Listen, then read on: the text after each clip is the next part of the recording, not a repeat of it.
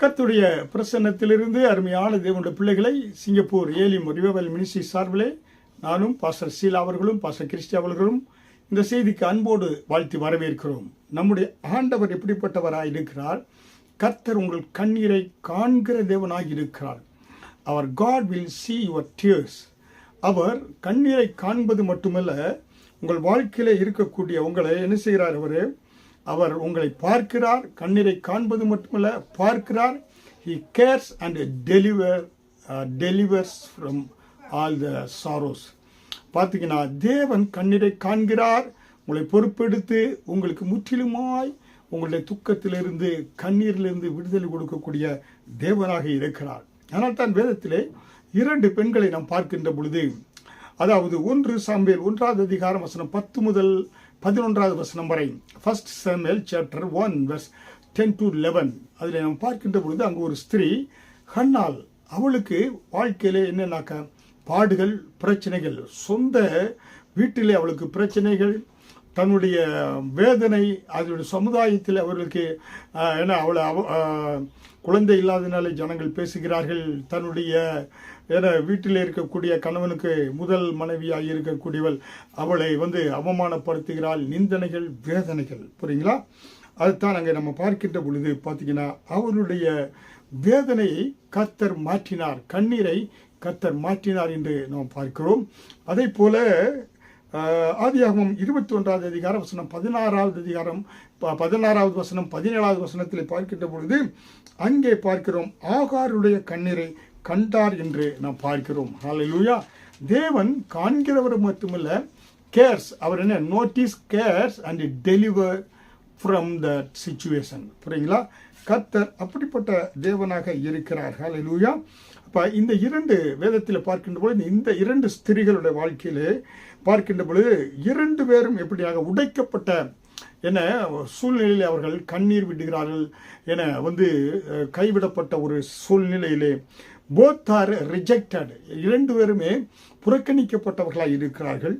இங்கே 2 பேரும் both are weeping, 2 பேரும் அழுகிறார்கள். அவர்கள் தேவனை நோக்கி அழுகின்ற பொழுது கர்த்தர் அந்த அழுகையை பார்த்தார். பட் போத் டிஸ்கவர்ட், தேவனை கண்டுகொண்டார்கள். அவருடைய துக்கம் சந்தோஷமாக மாறியது என்று பார்க்கிறோம். ஹல்லேலூயா! அப்போ பார்க்கிறோம், Hannah tears of desperation turn into prayer. ஹன்னானுடைய வாழ்க்கையிலே பார்க்கின்ற பொழுது வாழ்க்கையிலே குழந்தை இல்லை, புரியுங்களா? குழந்தை இல்லாததினாலே அவள் என்ன செய்கிறா? வாழ்க்கையிலே she was barren. அப்போ அவள் பார்த்தீங்கன்னாக்கா அவளுக்கு குழந்தை இல்லாததினாலே அநேக அவச்சொல்களை அவள் தாங்கக்கூடியவளாக இருக்கிறாள் என்று பார்க்கிறோம். அப்படி பார்க்கின்ற பொழுது அவளுடைய பார்த்தீங்கன்னாக்கா கணவனுடைய முதல் அந்த மனைவி அவளை ரொம்ப கொடுமைப்படுத்துகிறாள், அவமானமாக பேசுகிறாள், புரியுங்களா? அதனாலே அவள் என்ன செய்கிறானாக்கா பார்க்கின்ற பொழுது அவள் தேவனை நோக்கி கூப்பிடுகிறாள். அது மட்டுமல்ல, அவள் தேவாலயம் சென்றக்கூடியவளாக இருந்தாள். ஆலயத்தில் சென்று கர்த்தரை நோக்கி கூப்பிட்டாள் என்று நம்ம பார்க்கிறோம். தேவனை நோக்கி கூப்பிட்ட பொழுது அவளுக்கு அங்கு ஆண்டவர் விடுதலை கொடுத்தார் என்று பார்க்கிறோம். ஹல்லேலூயா!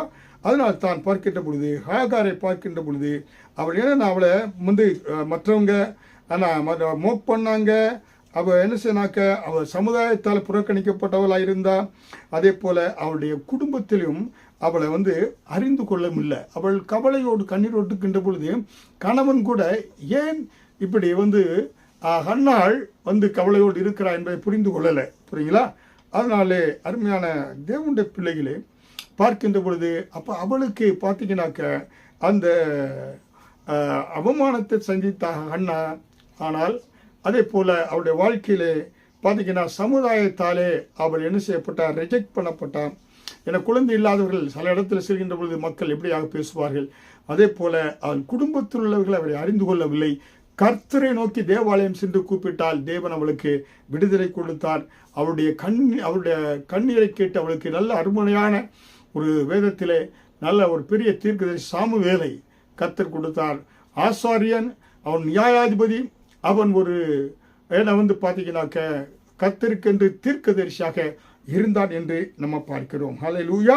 அதனால தேவனுடைய பிள்ளைகளே, ஆகாருடைய வாழ்க்கையிலும் தண்ணீர், நோ ஹோப், அங்கே தண்ணீர் கிடையாது. ஏன்னா வந்து பார்த்தீங்கன்னாக்கா அவளுக்கு பார்த்தீங்கன்னாக்கா சாப்பாடு கிடையாது, no food, no water, no hope. இப்படிப்பட்ட ஒரு சூழ்நிலையிலே கண்ணீரை அந்த கர்த்தரை அவள் வந்து கதறுகிறா, குழந்தை சாக போய் இருக்கிறது. கர்த்தர் அந்த கண்ணீரை கண்டார். அதனால்தான் ஆகார் தேவனுக்கு கண்ணீரை காண்கிற தேவன் என்று பெயர் சூட்டினாள் என்று நாம் பார்க்கிறோம். ஹல்லேலூயா. இதை கேட்டுக்கொண்டிருக்கிற அருமையான தேவனுடைய பிள்ளையே, உன்னுடைய வாழ்க்கையில நீ கண்ணீரோடு கடந்து சொல்லி சென்று கொண்டிருக்கிறாயா? ஸ்லீப்லெஸ் நைட், கண்ணீர் இடாலே சென்று கொண்டிருக்கிறாயா? உனக்கு தூக்கம் இல்லாமல் இரவில் கஷ்டப்பட்டு கொண்டு இருக்கிறாயா? புரியுங்களா? உன்னுடைய வாழ்க்கையிலே போராட்டங்கள், கவலைகள், கண்ணீர் நிறைந்த ஒரு வாழ்க்கையா இருந்தால் உன் துக்கத்தை சந்தோஷமாய் ஆண்டவர் மாற்றக்கூடியவராய் இருக்கிறார். காரணம், இயேசு கிறிஸ்து லாசரு மரித்த பொழுது கண்ணீர் விட்டார் என்று சொல்லி யோவான் 11வது அதிகாரம் 35 பார்க்கலாம். அவருக்கு கண்ணீர் என்றால் தெரியும், அவரே கண்ணீர் விட்டார் என்று பார்க்கிறோம். அந்த கண்ணீர் மரித்த லாசருவை உயிரோடு எழுப்பியது என்று நம்ம பார்க்கிறோம். ஹல்லேலூயா. அருமையான தேவனுடைய பிள்ளைகளே, அதனாலே இன்றைக்கு தேவன் உன்னுடைய ஆகாருடைய கண்ணீரை கண்டு அவளுக்கு தண்ணீர் ஊற்றை கொடுத்து அவளையும் குழந்தை காப்பாற்றினார். அந்த சந்ததியானவர் பெருகச் செய்தார்.